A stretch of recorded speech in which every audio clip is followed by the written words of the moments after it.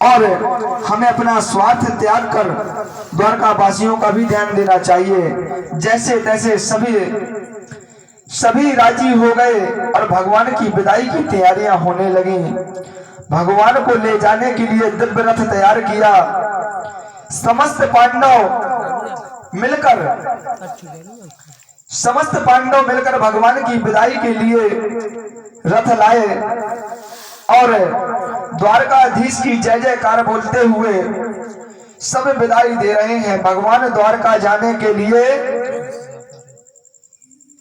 आगे बढ़े, विदा लेने लगे। तब भगवान ने अपने रथ को एक कदम रथ के ऊपर रखा और एक हाथ से रथ को पकड़ा। इस झांकी को देखते हुए सभी मुग्ध रह गए और जब इस छटा को देख रहे, अचानक एक अबला चीखती पुकारती हुई, कन्हैया बचाओ, कन्हैया बचाओ। बाल विधवा दौड़ी दौड़ी आई और भगवान के चरणों में लिपट गई और पुकारने लगी, पाहि पाहि महायोगिन देव देवम जगत प्रभो उन्नानम तद्भयम पश्ये यत्र मृत्यो परस्परम। और पाहिमाम करते हुए चरणों में उस देवी ने अपना मस्तक पटक दिया। जैसे उस देवी को गिरते हुए भगवान ने देखा, भगवान सावधान हो गए, देखने लगे और देखने वाले भी हैरान हो गए। अचानक ये कौन अबला आ गई। जब प्रभु ने ध्यान से देखा तो समझ गए कि ये तो पांडवों की कुलवधू अभिमन्यु की पत्नी उत्तरा है। और अभिमन्यु तो वीरगति को प्राप्त हो चुके थे चक्रव्यूह में, परंतु गर्भवती होने के कारण उत्तरा सती नहीं हुई, क्योंकि इनके गर्भ में बच्चा था, इसलिए ये सती नहीं हो सकी और आज बेचारी विकल चरणों में पड़ी हैं। प्रभु सावधान होकर मुस्कुराकर बोले, अरे देवी क्या हुआ, क्यों गिड़गिड़ाती हुई तुम मेरे चरणों पर गिर पड़ी। तब उत्तरा ने हाथ जोड़कर कहा, प्रभु आज मुझे आपके अतिरिक्त अपना कोई नजर नहीं आता, जबकि 5 ससुर वहां मौजूद, लेकिन गोविंद के चरणों को पकड़कर कहती है कि आज आपके अलावा मुझे कोई दिखाई नहीं देता।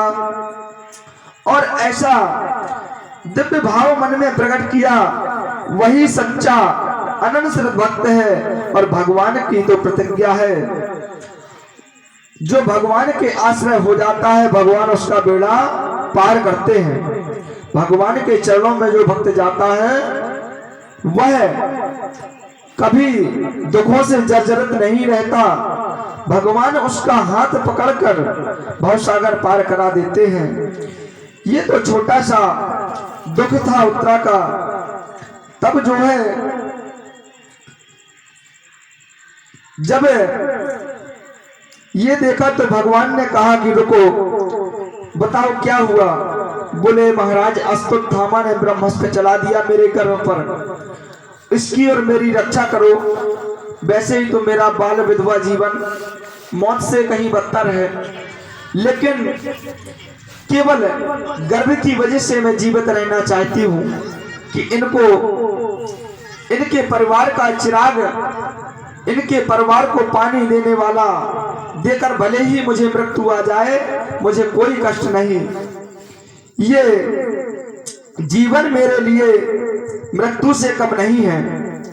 तब भगवान ने उत्तरा के गर्भ में जाकर उस ब्रह्मास्त्र को समाप्त किया और आज ब्रह्मास्त्र को समाप्त कर पारीक्षित को गर्भ में दर्शन दिए। प्रभु ने चतुर्भुज रूप धारण किया और पारीक्षित को यहाँ भगवान ने दिव्य दर्शन दिए। ऐसे कृपा पात्र पारीक्षित महाराज जी के चरणों में मेरा कोटि कोटि नमन वंदन है, जिनको गर्भ में भगवान के दर्शन हुए।